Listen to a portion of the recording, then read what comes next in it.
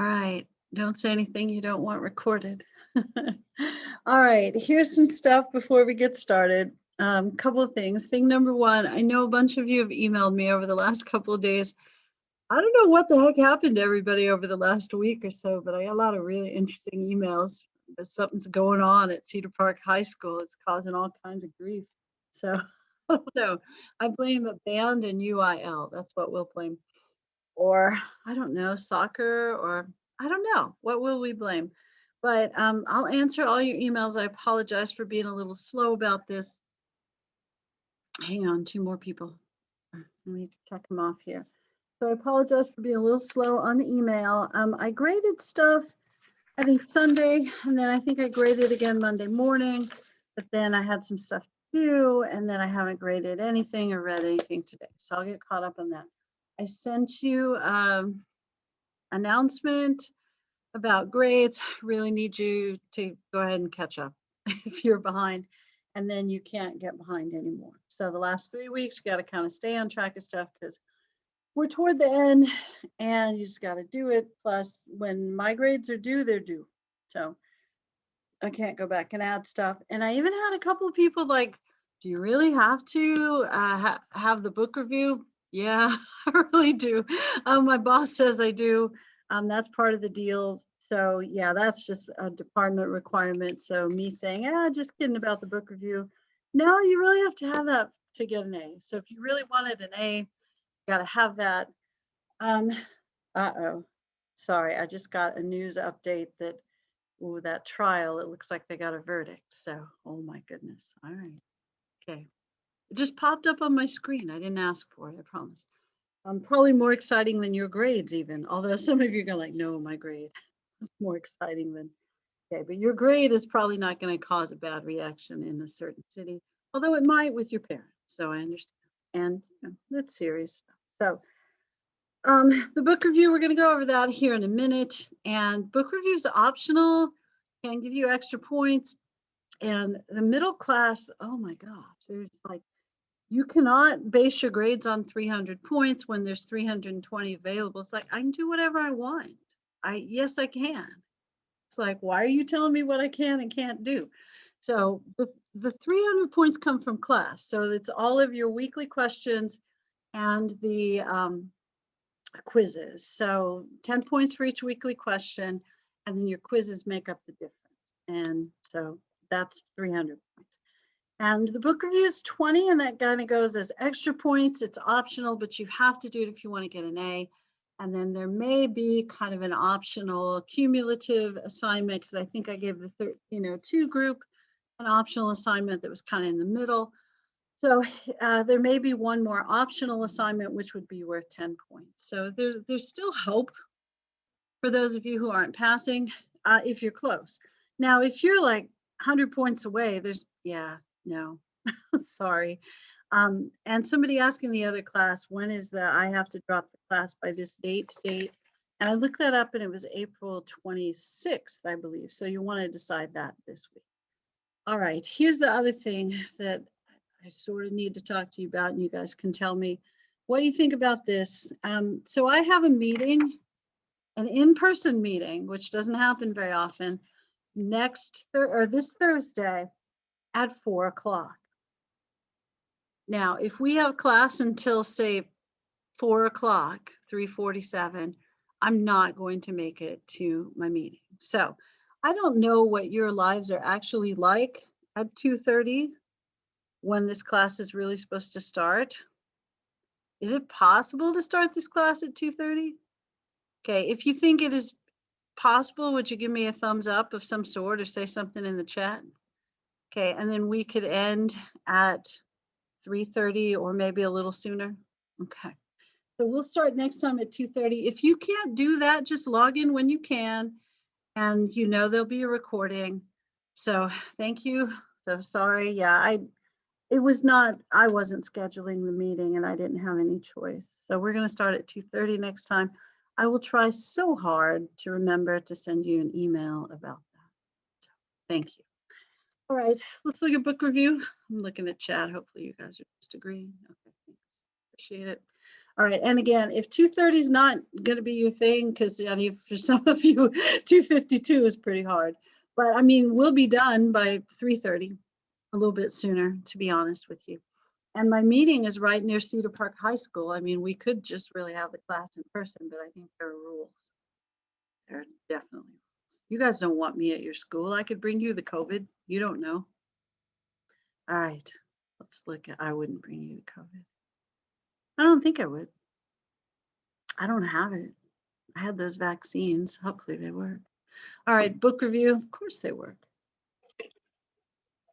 All right, so this is the book review assignment for those of you thinking I didn't really want to do that, but now if I have to do it, I'm going to do it because I have to have an A, or I don't know what happens to you if you don't get an A. Nothing, honestly, probably happens to you.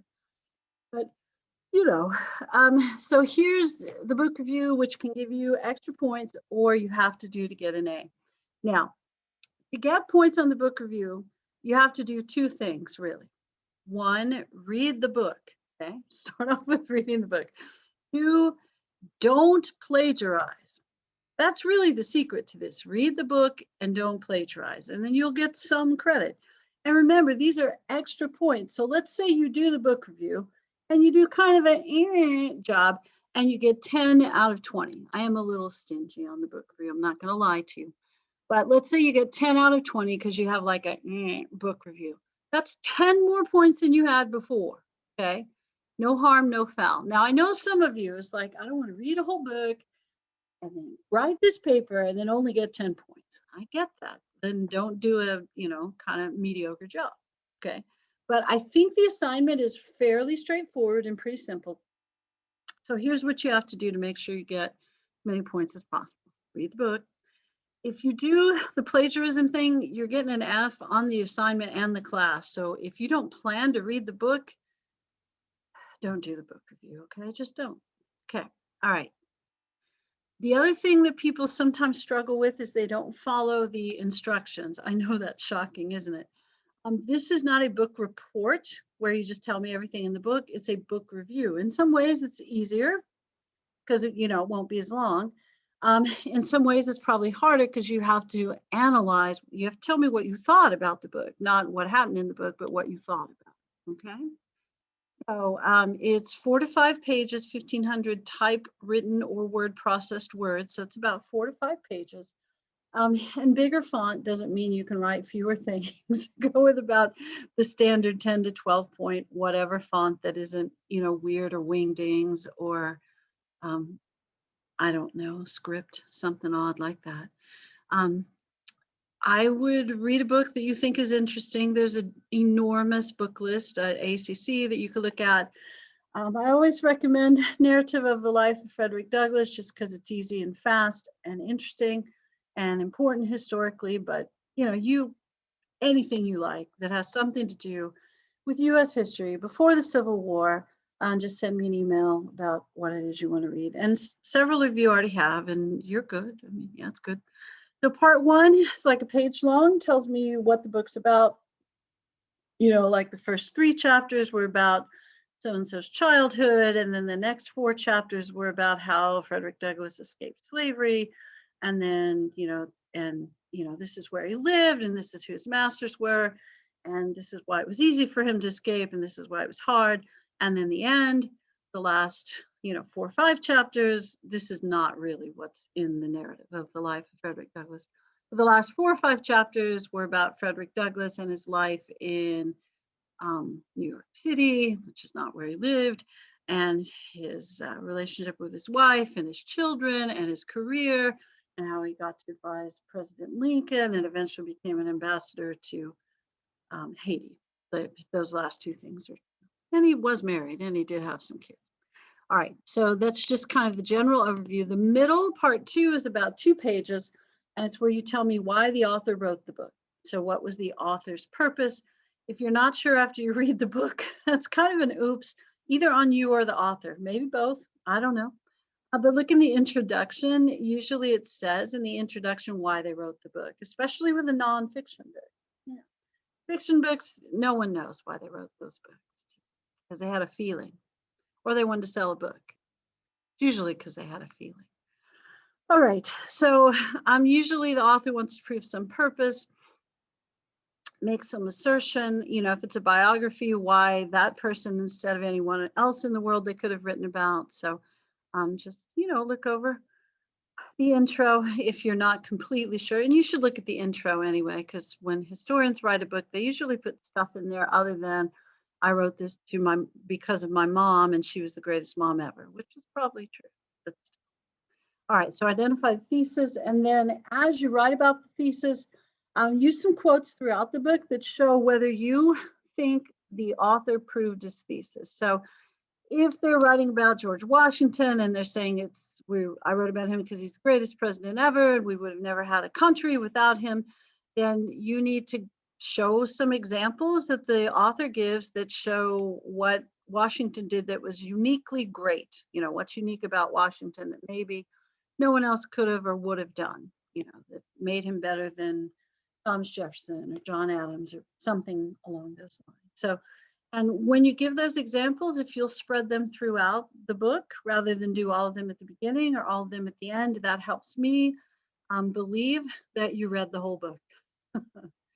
All right, and the third part is where you talk about what you thought about the book.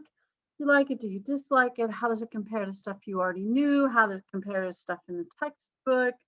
Do you think the author had any biases? Why do you think that? What evidence of bias do you see? What about the author's background do you think impacted how they wrote? How could they have improved the book? So criticisms, that sort of stuff. Who would you recommend read it? Now, if you have a criticism of the book, try to make it an academic criticism. One thing I often see is I didn't like the book, it was boring. No, this is not an academic criticism. This is you just saying the book is boring, which just sounds like I don't even know what that means. The book is boring. That does nothing for me. So if you don't like the book, say why. I thought the author could have written more about his presidency and less about his childhood, something a little more specific. The author could have included more quotes or fewer quotes, or less discussion of his philosophy and more discussion of his actions, something along those lines. Oh, animals, very nice. Okay. And let's see. Oh, MLA or Chicago Manual of Style to Arabian. On this, you really don't need a formal citation style, okay? Because it's a book review. My assumption is anytime you quote the book or quote something, it's the book. So when you quote the book or use information from the book, just put in parentheses the page number. I'll assume it's about the book. Also, when in the section part 3 where you compare it to the textbook, you typically are going to say in the textbook, it says this, and then you'll have a little quote or you'll describe what it said.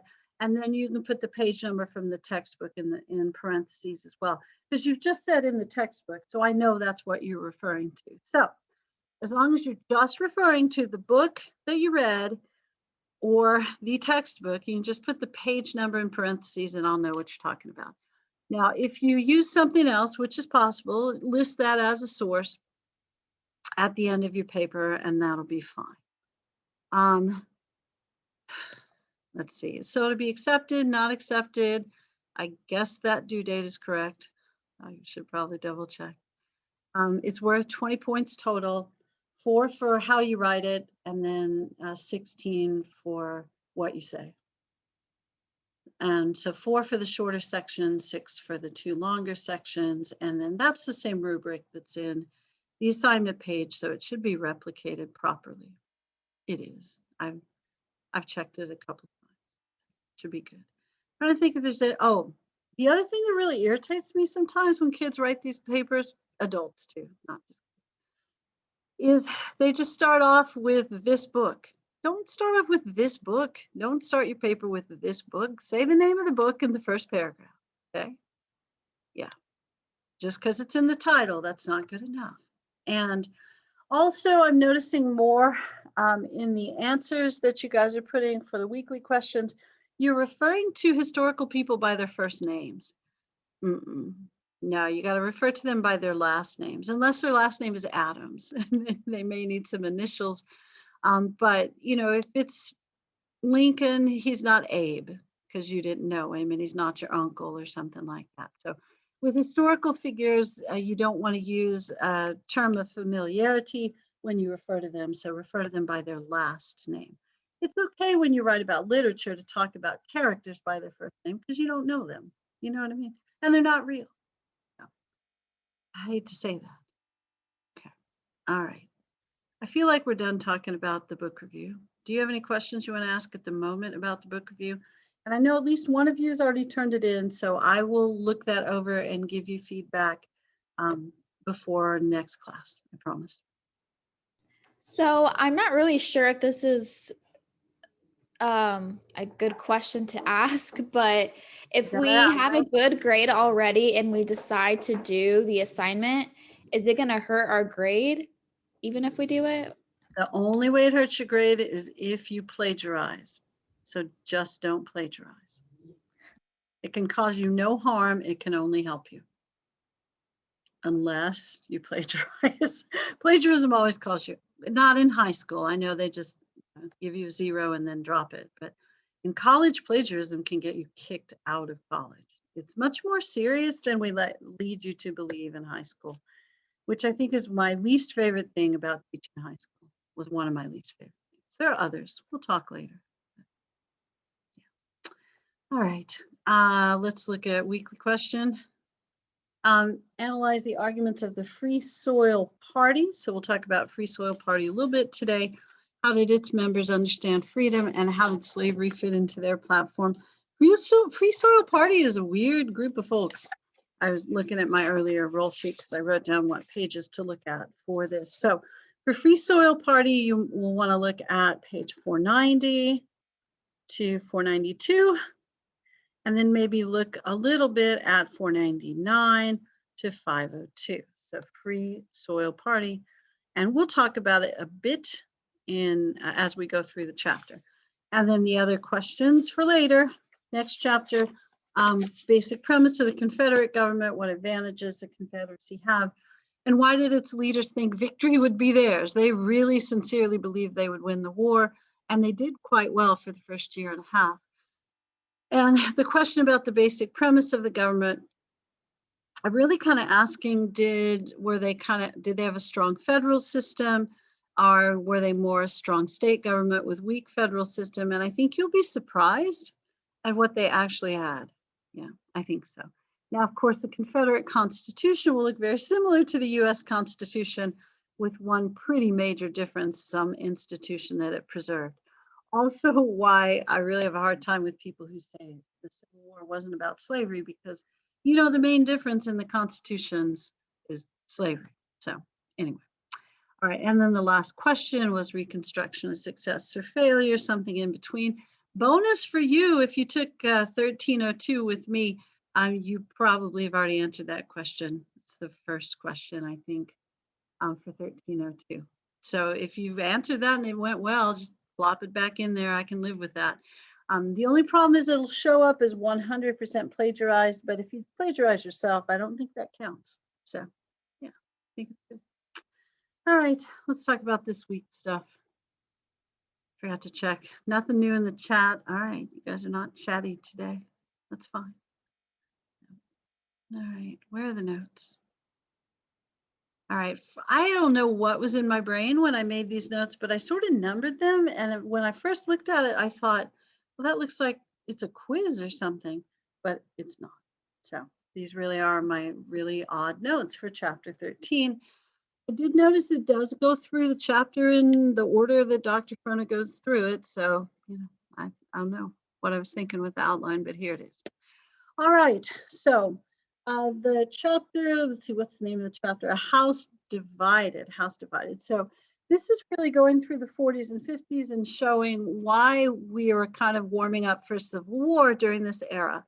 And I know it is, I know I teach this class, it's mainly about slavery, but there's other stuff going on as well that makes slavery the reason that there's a problem, okay? So why does slavery become more important? primarily because we get more territory. It's primarily it, a lot more territory during this time period. And much of it is in the South. Much more of it is in the South. So the Missouri Compromise is going to give a built-in advantage to the South in the Senate. And I know I asked you before to talk about why balance in the Senate mattered. And you probably remember how Congress is made up. In the House part of Congress, everybody has a 2-year term. They run for re-election every 2 years, which is why those folks are a little crazier than your senators, and they say more exciting things because they need to be noticed because they have elections every 2 years. We populate the House by percentage of population. So what it's proportional. So states like Texas get more members in the House than say states like Rhode Island. So honestly, if you could get California, Texas, Florida, Illinois, and New York to all agree on everything, those 5 states could control the entire House of Representatives. You know anything about politics, you know that those 5 states never agree on anything. So, but the House is by population, it's proportional representation. And then the Senate is equal, so 2 per state. So they wanted to maintain a balance in the Senate because you have to pass both the House and the Senate to pass legislation. And as we know from recent history, Senate ties are broken by the vice president. So you want to keep that as even as possible in this era, because if the South gets a big advantage, then they are going to be able to pass more bills that protect the institution of slavery. And whether people in the North think slavery is great or terrible, they really don't want the South to have an economic advantage over the North. Yeah. So the North and the South want to control the issue of slavery for economic and political reasons. And as we're creating a larger internal market because of the railroad, and the book talks a little bit about the importance of the railroad in this era, controlling commerce kind of matters as well. And having control in the Senate also is going to help you control tariff policy, which does matter a little, not enough probably to have a civil war, but it is going to impact economic development. And the taxes, import-export taxes that are used by the federal government to build infrastructure, that's used as much in the North, more in the North than in the South, to be fair. And Northern industry is starting to buy some Southern products. You're starting to see more textile mills in the North, and they are making money off of Southern slavery as well, not directly, but indirectly. So when you see the North kind of come out against slavery as we get toward the Civil War, it's usually not because they think blacks and whites are equal. It's usually because they're irritated with the South. So I'm only saying that because, you know, I think sometimes we misinterpret the difference between the North and the South during this time period. And we often think because the North doesn't have slavery that they really are egalitarian. They think everyone is nice and equal, and they really don't. Yeah, they just think they don't have slavery. And they, you know, their immigrant labor force is not always well treated. So, all right. Texas becomes part of the country during this time period, and you are aware of this, I trust, as people maybe who grew up in Texas and took Texas history. Texas will briefly be its own state, or its own country, sorry, oh my gosh, I didn't even say that right, and then will join the Confederacy at some point, which was not exactly what Sam Houston recommended, but it's what they end up doing. All right, so adding Texas to the country is controversial because it's a slave state and it's the only one coming in when it comes in. So it could potentially cause an imbalance. And as you all know, if you went to 7th grade here, it could also be split up into 5 states. So that would be like adding 5 potential new slave states, which would give a 10-person advantage in the Senate, which would be really hard to overcome. You know, maybe a 2-person advantage you could work with, but a 10-person advantage, no chance. So Texas joining the Union is pretty controversial, and that's why lots of politicians in the 1830s and early 1840s just said, hey, we don't even want to deal with this, because presidential elections, especially after Andrew Johnson, were incredibly, incredibly close.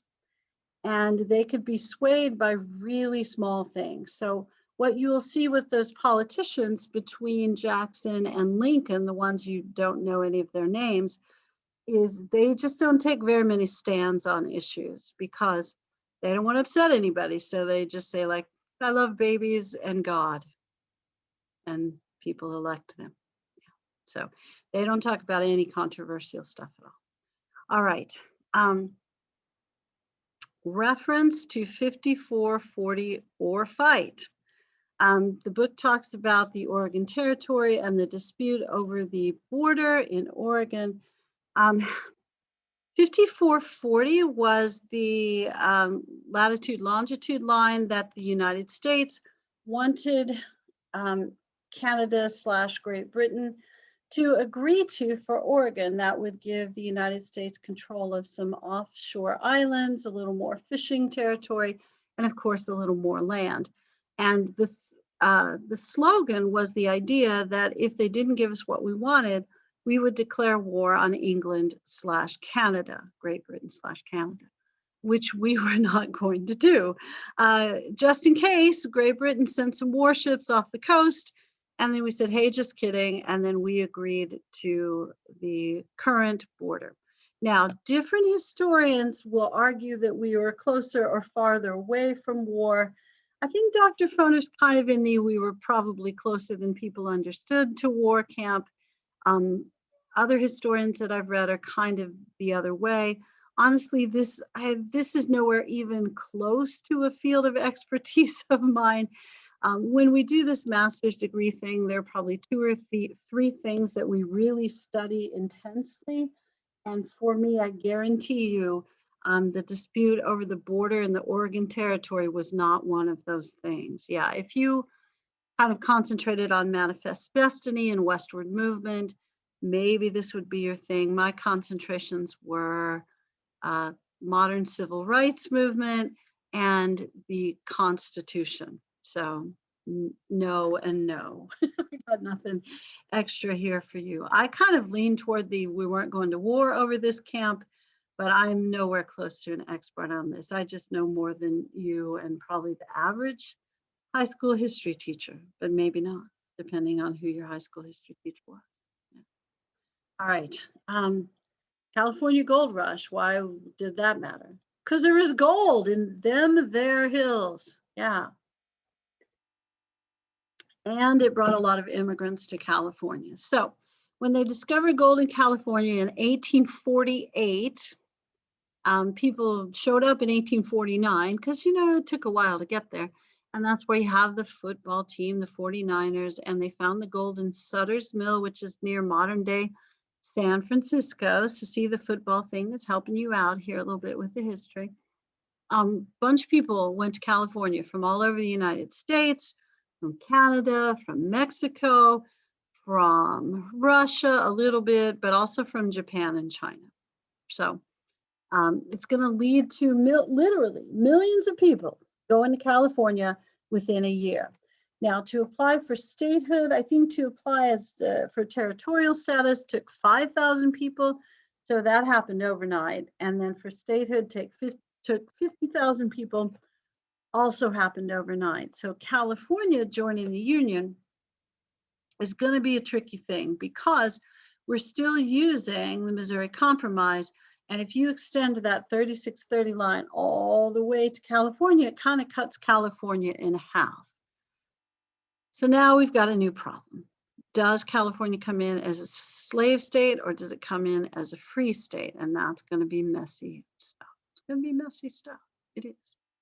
All right. And it's also going to lead to some discrimination, some ethnic and racial tension in California that lasts for, I don't know, until now, or a shorter period of time, kind of your opinion. But it's going to lead to some fairly discriminatory laws and practices. Plus, we're still dealing with the idea that there are certain families that lived there that had owned land for generations and used to be part of Mexico. Now that California is part of the United States, are those families going to get to keep their land, or are they going to lose their land? And what you'll find out is typically they're going to lose their land. You see the same issue in Texas as well, which you guys are more than aware of, I know. So, all right. And the Mexican War. The book doesn't talk in great length about the Mexican War. I'll talk a little bit about it. You probably know, again, from Texas history, that the United States was hoping to get some sort of control of Texas, which they do through statehood, and California. And there were attempts from the US government, sorry to put my hands right in front of the camera there. There were attempts by the US government to purchase this land from Mexico. And Mexico, had a lot of land, not quite as many people as the United States. I think the book says 2/3 of the US population. I think that might still be about what it has. I'm not completely sure about the Mexican population, but they didn't want to sell the land. So we had a little border dispute in Texas, which was now, at this time part of, pulling on, part of the United States. And the border dispute was a southern border. Was it at the Rio Grande, or was it at the Nueces River? And the Mexican government thought it was Nueces because it's a little farther north, which would give Mexico a little more land. And the US government thought it was at the Rio Grande, which is farther south. So the US government will send troops just to occupy that area. And Mexico saw that as a sign of aggression and sent troops as well. And we said, hey, you're attacking our troops. And they said, hey, this is our land. But we considered that to be an act of aggression. And so we responded with a declaration of war. So you could say that we sort of picked a fight with them and we were successful, and you wouldn't be wrong.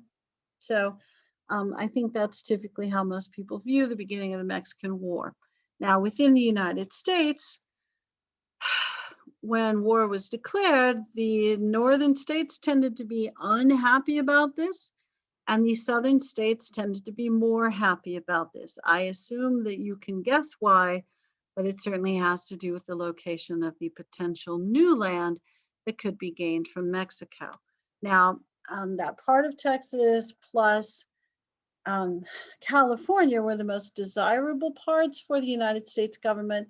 But, there's some cool stuff in Arizona and New Mexico, Colorado, Utah, Nevada. There's going to be a little bit more land. Okay, that's a ton more land, isn't it?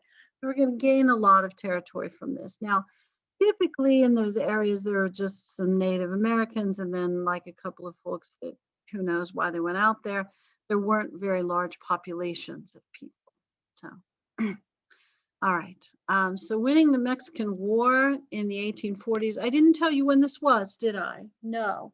1848. No, 1846 to 1848, with the Treaty of Guadalupe Hidalgo being signed in 40. It's either end of 48 or early 49. I think it's the end of 48. And that gives the United States that piece, the very large piece of land called the Mexican Cession, and there's a map about that in your textbook. And what else was I going to say about that? And Mexico gets money. Can't remember, maybe 20 million. I should have looked up the amount, but it's a pretty large amount of money. But the land, of course, is what the United States wanted. All right. Upon winning the Mexican War, because we had the Northern congressmen that opposed the Mexican War at first, but then once you're in, you can't really oppose the war because then you look not very patriotic and you look like you hate the troops and that sort of thing. So once you're in the war, you kind of have to favor it. But as the war was ending, David Wilmot, who's a congressman from Pennsylvania, said, you know what? We're going to gain a whole bunch of new land in the South. So we should propose, which he did, that none of the new territory that enters the Union, that enters the United States, should be open to slavery. So he says all of the new Mexican cession, the land gained from Mexico, has to be closed to slavery. Now, this does not pass. The Wilmot Proviso does not pass, but it sure leads to a lot of discussion and argument and the creation of the Compromise of 1850, which I noticed earlier today. I did not put any of in my notes, and I don't know why I did that. Perhaps, just a weird oversight. Okay, so Compromise of 1850. Let's see. I wanted to include in here now, I am probably not going to remember to save this, so this may be something that you want to add to your notes. Let's see if I can type and put the book in a convenient place.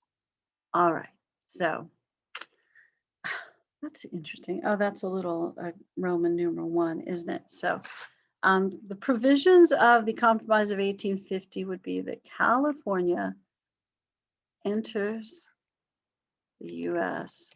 as a free state. I am just about the worst typist I've ever seen in my life. Oh, you know how I'm always telling you guys that, you're typing, your spelling's bad and there's ways to correct it? That's the thing I just used as a way to correct it. All right. What happened there? Okay, sorry. All right, so let me do it in the order that the book says. So the book says, let's see, California enters as a free state. Slave trade abolished in California. Let's see, slave trade. I lost my place. This is page 491, in case you're wondering.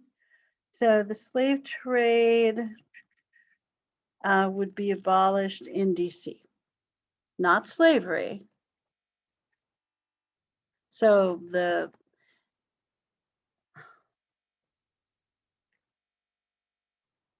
now the reason this was sort of an issue is we at this point had started billing ourselves as the world's greatest democracy. But if you went to our capital in Washington, D.C., on the weekends, they would have slave sales out in the open. So if you're the world's greatest democracy, but you're selling people on the weekend, it seems like a contradiction. So this is, I think, moderately interesting that they're really willing to get rid of something because it makes us look bad, not because it is bad. But there you go. We're going to get rid of the slave trade, not slavery, in DC because selling slaves looks bad. And then we have the Fugitive Slave Act.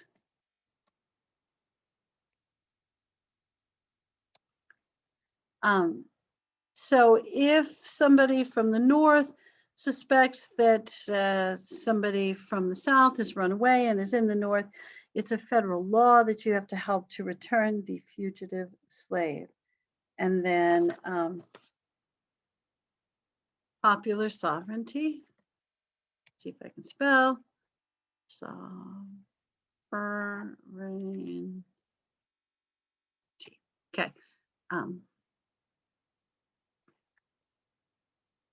So white male, goodness.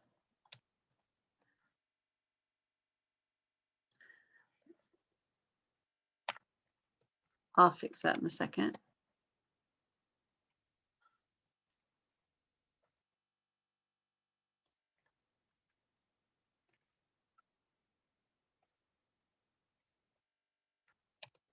So popular sovereignty, it really means the people rule, the people are sovereign. So popular sovereignty in a territory, what they're sovereign about is, will there be slavery? So you would let the white male voters in a region decide if there would be slavery or not. Okay. So white male,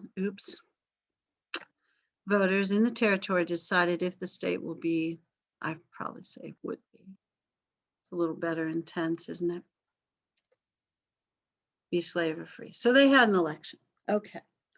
And this moves away from the Missouri Compromise idea that where the state is going to determine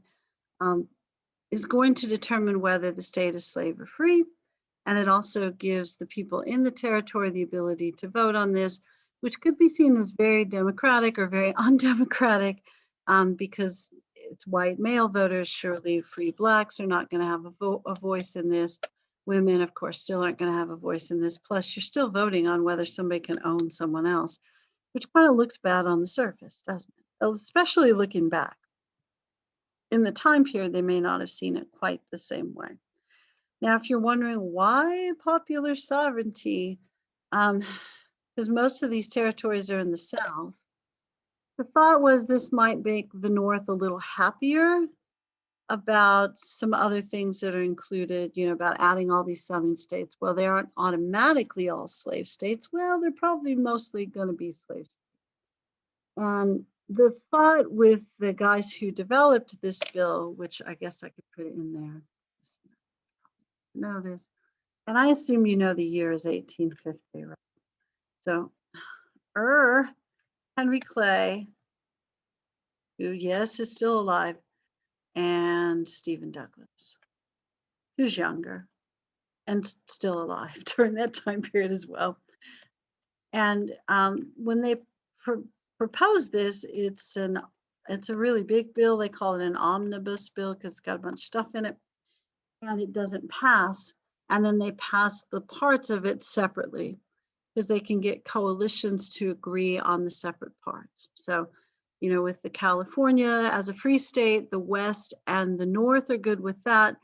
Slave trade abolished in DC, the North and the West are okay with that. It's usually, North and the West kind of go together. Fugitive Slave Act, that's really more the South and the West are okay with that. The North is not. And popular sovereignty, South and the West are okay with that. The North and the West are okay with that, and the South not so much. But there's different coalitions allow this to pass in pieces. Now, when it's all made together, these guys wrote it together, then Henry Clay dies, and then Stephen Douglas does the final push through in pieces, okay? And the Kansas-Nebraska Act is introduced by Stephen Douglas. Stephen Douglas is going to run for president. I think I gave him too many S's, sorry. Stephen Douglas is going to run for president in 1860. He's from Illinois, which is a free state, but has enough slave state or pro-slavery activists in it that's the state where they killed Elijah Lovejoy, who wrote the anti-slavery magazine or newsletter, whatever we want to refer to it as. So Stephen Douglas is a Democrat, and the Democrats are really kind of divided pro and anti-slavery. And you've got the Whig Party that's forming during this time period, but it's divided pro and anti-slavery. So what's going to end up happening during this era is the Whig Party will disintegrate, and you'll end up with the Republicans, who are the anti-slavery party, and then the Democrats, who are pretty much everyone else. You have some pro-slavery Democrats, you have some anti-slavery Democrats, and Douglas is really an anti-slavery Democrat, but he wants to get elected. So he's going to create this Kansas-Nebraska Act, which is going to allow for popular sovereignty in a state that it's pretty obvious would be a free state, Kansas. There's really no discussion in Nebraska, which is this, Nebraska is farther north of Kansas, and not so many people live there, and it's mostly European immigrant farmers who are used to cold weather, that sort of stuff. So they're not in, slavery's not going to be their thing. They're not interested. And the people who actually live in Kansas, they're not interested in slavery either. However, the people who live in Missouri are interested in slavery because they have it. So a bunch of people who live in Missouri are going to go over and vote on the election day when the territory of Kansas votes to decide whether it's slave or free. So Stephen Douglas, just the background here, probably reiterating, going to run for president. He's running against Lincoln for Senate in Illinois, and later will run for president. He does beat him for the Senate, yeah. As a Northern Democrat, he assumed he'd have the support of other Northern Democrats, but wanted Southern Democrat support.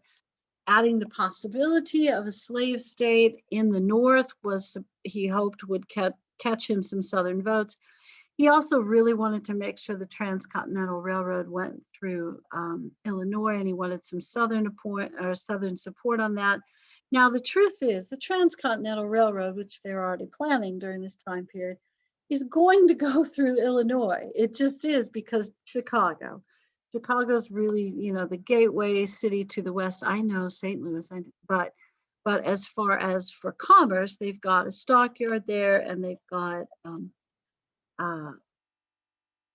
exchange. They've got, banking there. They've got railroad hubs there. It's going to go through Chicago. It's a really important city for finance and commerce and all sorts of stuff. But anyway, Douglas wants to ensure that the Transcontinental Railroad goes through there. And so he offers Kansas and Nebraska as potential slave states. And then you end up with, honestly, a mini civil war in Kansas, which is probably not cool. They refer to it as Bleeding Kansas or Bloody Kansas. Okay, I forgot we wanted to talk about the Free Soil Party, so I'll mention that really quickly.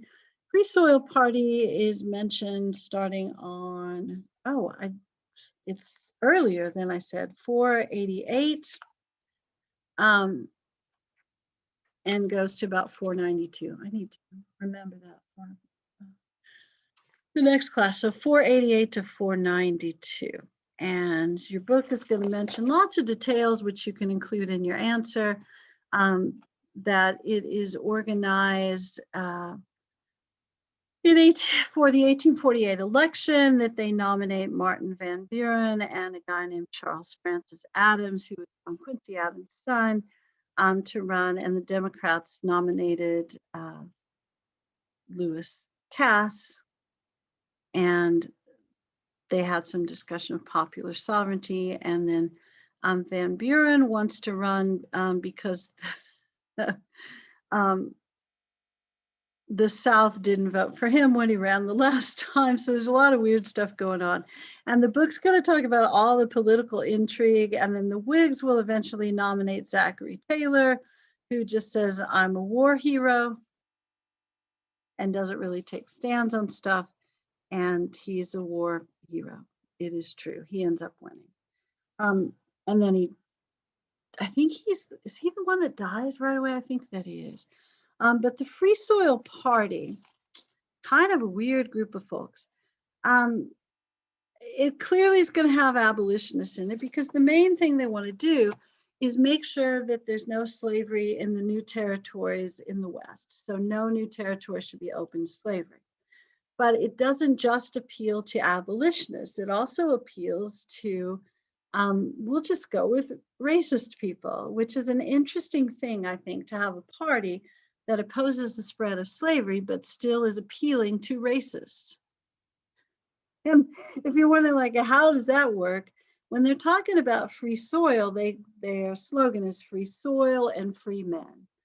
And their thought is they want the West to be closed to slavery because they really believe in manifest destiny, the idea that God had intended for white men to occupy the entire continent from east to west, or at least the entire our part of the continent from east to west in the United States. So if you allowed slavery in the West, then African Americans would be in the West.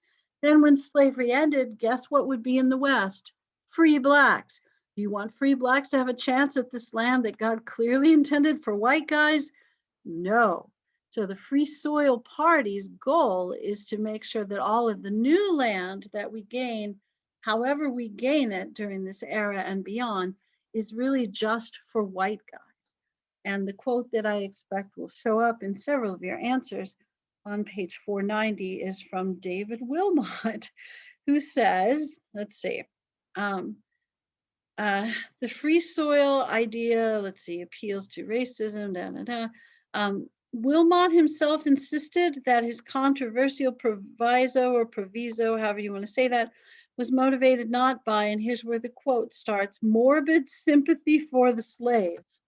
So it's not that he feels sorry for the slaves, but to advance the cause and rights of the free white man, in part by preventing him from having to compete with black labor. So it's not only that eventually African Americans gain their freedom and then get control of the land, because there might be ways to prevent black guys from owning land, but if there are slaves, then the people who own the slaves don't have to hire anyone. If they're not slaves, they have to hire people. If they have to choose between free blacks and free whites, the assumption is they would always choose the free whites. And during this era, that's probably mostly correct. So, Free Soil Party, the majority of people who favored this party were not in, any traditional sense abolitionist. They were people who wanted to preserve economic opportunity in the new land exclusively for white men. Okay, so here you have a racist group of folks who are in favor of stopping the spread of slavery, which is relatively fascinating. All right. I think we're not quite done, but we sure are close, aren't we? Let me kind of double check on the roll before we go. I'll go ahead and stop the recording.